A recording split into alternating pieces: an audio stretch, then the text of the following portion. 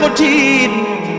আল্লাহ তাআলা কোরআনুল কারীমের বিভিন্ন জায়গায় কিয়ামতের ময়দানের সাম্যক চিত্র তুলে ধরেন। সূরা আবাসার মধ্যে আল্লাহ তাআলা বলেন, ইয়াউমা ইয়াফিরুল মারউ মিন আখিহি ওয়া উম্মিহি ওয়া আবিহি ওয়া সাহিবাতিহি ওয়া বানিহি লিকুল্লি ইমরিইম মিনহুম ইয়াউমাইযিন শা'নুন ইউগনি।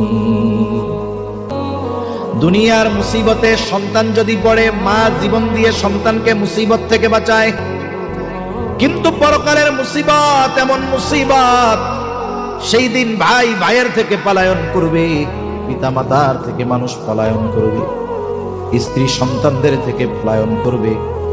অথচ এই দুনিয়ায় যত ক্লান্তি তার দেখে থাকুক না কেন, যত পরিশ্রম করে দুর্বল হয়ে যাক না কেন, যখন সন্তানের চেহারার দিকে তাকায় সব কষ্ট মুহূর্তের মধ্যে সে ভুলে যায়। কিন্তু কিয়ামতের দিন ওই সন্তানের থেকে পালায়া থাকবে। প্রত্যেকটা মানুষ নিজের চিন্তায় বিভোর থাকবে। এমনও হবে, তাফসীরের মধ্যে আসছে, এক লোক আল্লাহ তাআলার কাছে দরখাস্ত করবে, বলবে, আল্লাহ, গোটা দুনিয়ার সব মানুষকে জাহান্নামে দিয়ে হলেও আমাকে মাফ করে আপনি জান্নাত দিয়ে দেন।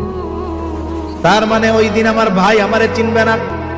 যে স্ত্রী সন্তানের প্রতি এত মহব্বত, মা বাবার সন্তানের প্রতি মহব্বত, ওই মা বাবা স্ত্রী সন্তান কিয়ামতের দিন আমাকে আপনাকে চিনবে না।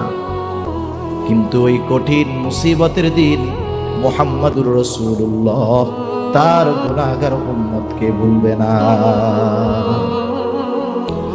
উম্মতের চিন্তায় তিনি পেরেশান থাকবেন। নবীজি বলেন, হাদিসে আসছে, একবার নবীজি দৌড়ায় চলে যাবেন হাউজে কাউসারের কাছে দেখার জন্য, না জানি তার কোন উম্মত পানি পান থেকে মাহরুম হয়ে যায় কিনা। আবার দৌড়ায় চলে যাবে পুলসিরাতের কাছে, না জানি কোন উম্মত পুল পার হতে ব্যর্থ হয়ে যায় কিনা। আবার আরেকবার দৌড়ায় চলে যাবে মিজানের কাছে, না জানি নেকি সওয়াব গুনাহ ওজন দেওয়ার সময় ধরা পড়ে যায় কিনা। আবার একবার দৌড়ায় যাবে জাহান্নামের কাছে, না জানি কোন উম্মতকে জাহান্নামে দিয়ে দেওয়া হয় কিনা। আবার যখন সুপারিশের প্রয়োজন হবে, নবীজি গিয়ে আল্লাহর কুদরতি কদমে সিজদায় লুটায়া পড়বে। এক জায়গায় স্থির তিনি থাকবেন না। সব নবী জান্নাত অভিমুখে রওনা হয়ে যাবে, জান্নাতের দরজায় পৌঁছায়া যাবে। জান্নাতের দরজা বন্ধ, জিজ্ঞাসা করা হবে জান্নাতের দরজা কেন খোলা হয় না। জবাব দেওয়া হবে, যিনি আসলে খোলা হবে তিনি আসেন নাই। কে তিনি? তিনি হলেন মুহাম্মাদুর রাসূলুল্লাহ। কোথায় তিনি? হাসরের ময়দানে উম্মতের চিন্তায় বিভোর। যতক্ষণ না আল্লাহ তাআলার পক্ষ থেকে যেই উম্মতের যারা পরিমাণ ঈমান আছে, ওই উম্মতের ব্যাপারেও যতক্ষণ না ক্ষমার ব্যাপারে নিশ্চয়তা পাবেন, ততক্ষণ নবী নিজে জান্নাতে প্রবেশ করবে না। লাকাদ মান্নাল্লাহু আলাল মুমিনিনা ইয বা'আসা ফীহিম রাসূলাম মিন আনফুসিহিম।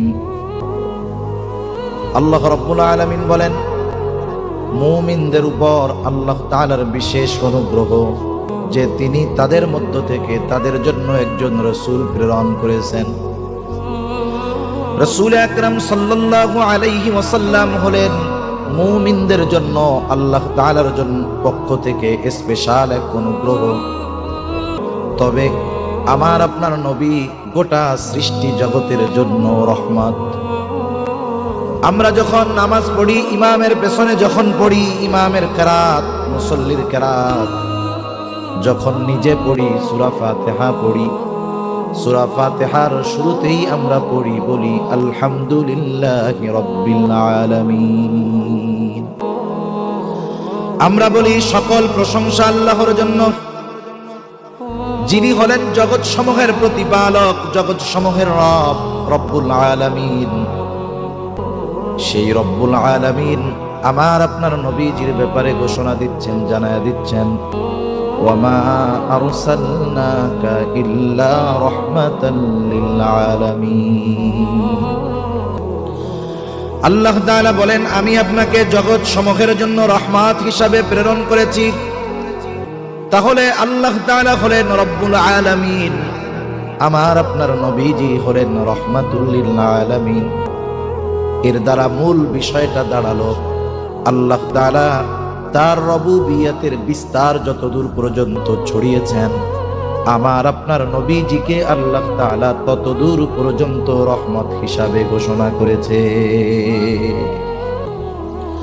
আমার আপনার নবীজির নবুয়তের বিস্তৃতি ততদূর, আল্লাহ তাআলার রুবুবিয়তের বিস্তৃতি যতদূর। আল্লাহ তাআলা যেই জায়গার রব, আমার আপনার নবীও সেই জায়গার রহমত। সুবহানাল্লাহ। সৃষ্টি জগতের একটা ইঞ্চি জায়গাও বাকি নাই যেই জায়গাতে আল্লাহ তাআলার রুবুবিয়ত নাই, আর ওই জায়গাতে আমার আপনার নবীজি রহমত হিসাবে অভিহিত হন নাই। সৃষ্টি জগতে এমন একটা ইঞ্চি জায়গাও নাই। সুবহানাল্লাহ। এজন্য কবি অনেক সুন্দর কথা বলেন, রুবুবিয়ত खुदा की है जहां तक, नबुवती मुस्तफा की है वहां तक। আল্লাহ তাআলার রুবুবিয়তের বিস্তার যতদূর, আমার আপনার নবীজির নবুয়াত ততদূর, তথা নবীজি গোটা সৃষ্টি জগতের জন্য রহমত। ইবনে কাসির রাহমাতুল্লাহি আলাইহি সহ ইমাম তাবারি রাহমাতুল্লাহি আলাইহি তাফসীরের মধ্যে লেখেন, যদিও রাসূলুল্লাহ সাল্লাল্লাহু আলাইহি ওয়াসাল্লাম মুমিনদের জন্য স্পেশাল অনুগ্রহ, তবে তিনি তো রাহমাতুল লিল আলামিন। এই জন্য গোটা সৃষ্টি জগতের সব সৃষ্টি নবীজি রহমত হওয়ার সুবিধা তারা ভোগ করেছে। শুধু তাই না, কাফেররাও আমার আপনার নবীজি রহমত হওয়ার সুবিধা তারাও ভোগ করেছে। আবু জেহেল কাট্টা একজন কাফের। আবু জেহেল একদিন নবীজির সামনে এসে আল্লাহ তাআলার কাছে দোয়া করতেছে। এখন কথা হইল, আবু জেহেল কেন দোয়া করে? বিষয় হলো, মক্কার কাফের যারা ছিল এরা যদিও শিরকের সাথে জড়িত ছিল, কিন্তু এরা আল্লাহ তাআলার অস্তিত্বে বিশ্বাসী ছিল। আল্লাহ তাআলাকে তারা বিশ্বাস করত, এ কথা আমার নয়, স্বয়ং আল্লাহ তাআলাই কোরআনুল কারীমের মধ্যে বলেন, ওয়ালা ইন সাআলতাহুম মান খালাকাস সামাওয়াতি ওয়াল আরদা লায়াকুলুন্নাল্লাহ। আল্লাহ রাব্বুল আলামিন বলেন, আপনি যদি মক্কার মুশরিকদেরকে জিজ্ঞাসা করেন, মান খালাকাস সামাওয়াতি ওয়াল আরদ, আসমান এবং জমিনের স্রষ্টা কে? মক্কার মুশরিকদেরকে যদি আপনি এই প্রশ্ন করেন, তারা তাদের দেব দেবীদের কথা বলবে না, লাত মানাত উজ্জার কথা বলবে না। আল্লাহ তাআলা দুইটা তাকিদ যোগ করে বলেন, লা ইয়াকুলুন্নাল্লাহ, অবশ্যই অবশ্যই মক্কার মুশরিকেরা বলবে আসমান জমিনের স্রষ্টা হলেন আল্লাহ। আরো আয়াত আছে, আমি বলতে গেলে আলোচনা লম্বা হয়ে যাবে। তারা যে আল্লাহ তাআলাকে স্রষ্টা হিসাবে বিশ্বাস করে, এ সাক্ষ্য দুনিয়ার কেউ দেয় নাই, দিয়েছেন কে? আল্লাহ। তবে এরা এমন কিছু শিরকের সাথে জড়িত ছিল যেগুলোর মাধ্যমে ঈমান ধ্বংস হয়ে যায়, এজন্য ওরা অনন্তকাল জাহান্নামে। আবু জেহেল আল্লাহ তাআলার কাছে দোয়া করে, বলে, আল্লাহ, সত্যই যদি আপনি এই কোরআন মুহাম্মাদের উপরে নাজিল করে থাকেন, তাইলে আমাদের উপরে পাথর বর্ষণ করেন, নাইলে যন্ত্রণাদায়ক শাস্তি দেন। আবু জেহেল দোয়া করতেছে। আবু জেহেল তো আল্লাহ তাআলাকে মানে, বিশ্বাস করে। শুধু তাই না, নবীজি সাল্লাল্লাহু আলাইহি ওয়াসাল্লাম এক হাদিসের মধ্যে বলেন, আবু জেহেল আল্লাহ তাআলার কাছে দোয়া করেছে এবং আবু জেহেলের দোয়া ও আল্লাহ তাআলা কবুল করেছে। বদরের দিন সকালবেলায়, যেই দিন বদরের যুদ্ধ হবে, সকালবেলায় আবু জেহেল আল্লাহ তাআলার কাছে সকালবেলা ওইটা দোয়া করে, বলে, আল্লাহ, আজকের দিনে যারা হকের উপরে আছে, সত্যের উপরে আছে, আপনি তাদেরকে বিজয় দান করেন। দোয়া করছে আবু জেহেল। নবীজি বলেন, আল্লাহ তাআলা আবু জেহেলের দোয়া কবুল করেছে। বদরের দিন যারা হকের উপরে ছিল, সত্যের উপরে ছিল, আল্লাহ তাআলা তাদেরকেই বিজয় দান করেছে। এখন বলেন, কেউ যদি দোয়া কইরা এই দোয়া করে, আমার উপরে পাথর বর্ষণ করেন, নাইলে যন্ত্রণাদায়ক শাস্তি দেন, এটা কি রহমত না আযাব? আযাব। এখন এইরকম দোয়া করলো কেন? কিছু মানুষ আছে হিংসার কারণে। একটা উদাহরণ দিলে বুঝতে সহজ হবে। সজাগ আছেন তো আপনারা? আচ্ছা মাশাআল্লাহ। মনে করেন একজন গরিব মানুষ, অসহায় মানুষ, একেবারে দিন ওর বাড়িতে কাজ করে খাওয়া লাগে তার। সে এক বাড়িতে কাজ করে, ওই বাড়ির মালিক 2-3 তলা বিল্ডিং এর মালিক, তার বড় টাকা পয়সা আছে, বড় বাড়ি আছে, গাড়ি আছে। ওই বাড়িতে এক আল্লাহর বান্দা কাজ করে, একেবারে গরিব মানুষ, কাজ করে ঠিক, কিন্তু কাজ করার ফাঁকে ফাঁকে কষ্ট করে হলেও সে তার সন্তানকে লেখাপড়া শিখাইছে। মনে করেন দুনিয়ার লাইনের লেখাপড়াই শিখাইছে। এখন ছেলেটাও চিন্তা করছে, আরে আমার বাপ আমাকে কত মেহনত করে লেখাপড়া শেখাচ্ছে, আমার তো শেখার দরকার। ও লেখাপড়া যত্ন সহকারে করছে, ঢাকা শহর থেকে লেখাপড়া করে এখন সে বিসিএস ক্যাডার হয়ে গেছে। মনে করেন বিসিএস ক্যাডার হয়ে সে এখন বড় অফিসার। বলেন তো তার বাবার কষ্ট কি আর থাকবে? থাকবে না। কিছু ভালো মানুষ আছে এলাকায়, যখন শুনছে যে অমুক চাচা অসহায় নিঃস্ব, ঘর বাড়ি কিছুই নাই, ওনার ছেলে বড় অফিসার হয়েছে, যাক চাচার এই কষ্টের অবসান হইল, এখন একটু শান্তিতে জীবন যাপন করবে। কিছু মানুষ চায়ের দোকানে আলোচনা করতেছে ওনার ব্যাপারে আর ওনার ছেলের ব্যাপারে। একজন বলতেছে, শুনছো অমুকের ছেলে এত বড় অফিসার হয়েছে, আলহামদুলিল্লাহ চাচার কষ্ট দূর হয়ে গেছে। এখন বলেন তো একজন মানুষের যদি সমৃদ্ধি হয়, উন্নতি হয়, অগ্রগতি হয়, সমাজের সব মানুষ কি খুশি হয় নাকি? কিছু মানুষের চুলকানি হয় না? হয়।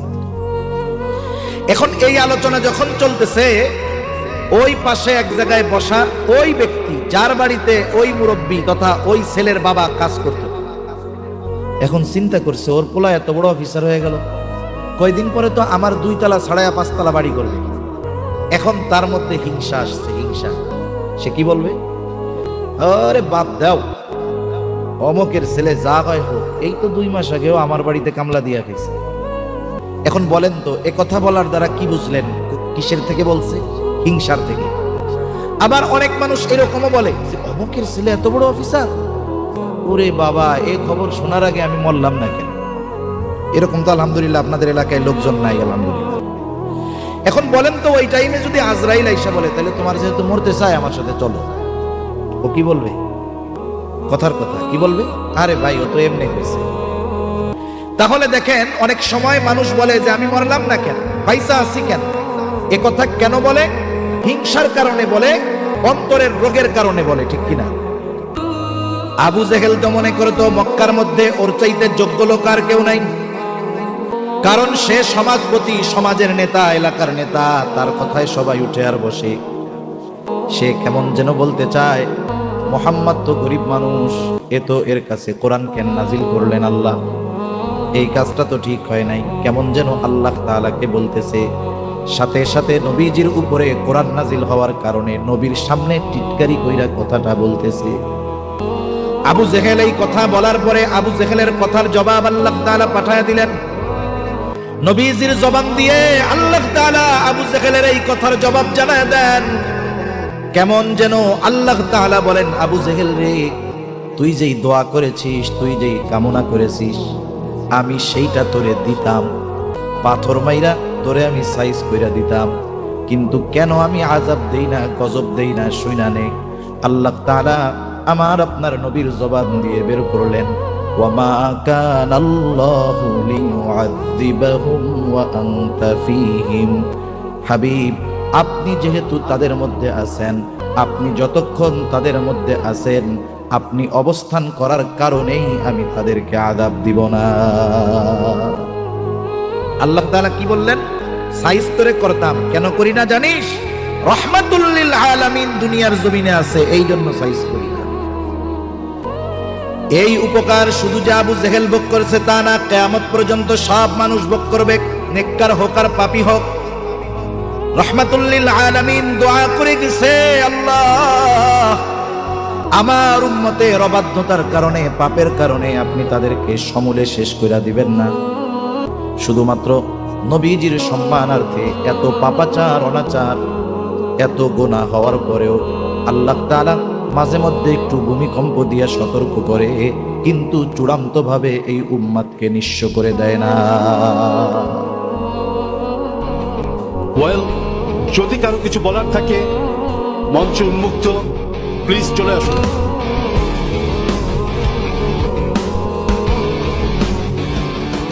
হাই স্যার, হয়, এইমাত্র আপনি বললেন না ব্যর্থতা হলো সফলতার প্রথম ধাপ। আমি এটা বিশ্বাস করি না। এই উক্তিটা হয়তো ফেসবুক বা হোয়াটসঅ্যাপের মেসেজ হিসেবে শুনতে মিষ্টি লাগে। আপনার কথা মতো পৃথিবী সাকসেসের পেছনে ঘোরে।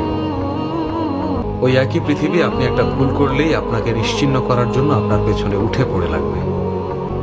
বিজয়ী হওয়া ছাড়া আমাদের কোনো লক্ষ্য থাকা উচিত না।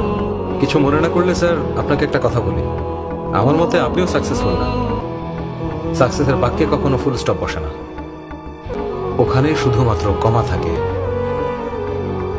আপনি আপনার সাকসেসে ফুল স্টপ টেনেছেন স্যার, তাহলে কিভাবে আপনি সাকসেসফুল? আপনি বললেন কিভাবে সাকসেস হওয়া যায় সেটাই ইনস্টিটিউট শেখায়। যদি তাই সত্যি হয় তাহলে এই দেয়ালে এত কম ছবি থাকতো না স্যার। প্রত্যেকের সফলতা অর্জনের নিজস্ব পথ আছে। সাকসেস শুধুমাত্র গন্তব্য নয়, সাকসেস হলো একটা যাত্রা। Thank you. আপনারা যারা অনলাইন থেকে ইনকাম করতে চান, আপনার অবসর সময়কে কাজে লাগিয়ে অনলাইনটাকে ইনকামের একটি মাধ্যম তৈরি করতে চান, আমাদের সাথে যোগাযোগ করবেন স্ক্রিনে দেওয়া হোয়াটসঅ্যাপ নাম্বারে। বিস্তারিত আমরা নিজেই শিখিয়ে দেব। রিয়েল এবং সরকারের লাইসেন্সকৃত একটি platform, টেকনিশিয়া online business platform.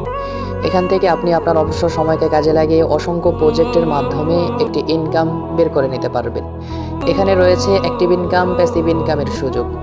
Active ইনকামে আপনার social media marketing, Gmail marketing, Instagram marketing সহ হোয়াটসঅ্যাপ মার্কেটিং, প্রতিটা মার্কেটিং থেকে আপনি চমৎকার একটি ইনকাম বের করে নিতে পারবেন। যদি আমরা জিমেল মার্কেটিংয়ের বিষয়টা একটু লক্ষ্য করি, এখানে জিমেল মার্কেটিংয়ের প্রতি জিমেল থেকে আপনি পাচ্ছেন 10 টাকা করে। জাস্ট আপনার অবসর সময় থেকে 1 ঘন্টা অথবা 1.5 ঘন্টা সময় দিলেই আপনি এখান থেকে 200-250 টাকা একটা প্রজেক্ট থেকে পেয়ে যাবেন। সেই সাথে রয়েছে আমাদের এখানে রিসেলিং প্রোডাক্ট, বিভিন্ন ধরনের প্রোডাক্ট আইটেম এখান থেকে আপনি সেলস করে পাইকারি রেটে, সর্বনিম্ন রেটে আপনি নিজের জন্য পাবেন। সেলস করার মাধ্যমে একটি ভালো একটা ইনকাম এখান থেকেও করে নিতে পারবেন। সেই সাথে রয়েছে আমাদের এখানে আরও অসংখ্য প্রজেক্ট, যেগুলোর মাধ্যমে আপনি আপনার অবসর সময়কে কাজে লাগিয়ে একটা ইনকাম বের করে নিতে পারবেন। রয়েছে আমাদের এখানে প্যাসিভ ইনকামের চমৎকার সুযোগ এবং মাধ্যম। প্যাসিভ ইনকাম থেকে আপনি কাজ না করেও একটি চমৎকার ইনকাম বের করে নিতে পারবেন। যদি ইনকাম করতে চান তাহলে আমাদের সাথে যোগাযোগ করবেন। বিস্তারিত আমরা নিজেই আপনাকে শিখিয়ে দেব, বুঝিয়ে দেব। পূর্ণাঙ্গ গাইডলাইন আমাদের কাছ থেকে পেয়ে যাবেন। আমাদের হোয়াটসঅ্যাপ নাম্বারে যোগাযোগ করতে পারেন। ভিডিও ডেসক্রিপশন বক্সে হোয়াটসঅ্যাপ নাম্বার দেওয়া থাকবে, যোগাযোগ করবেন। ধন্যবাদ।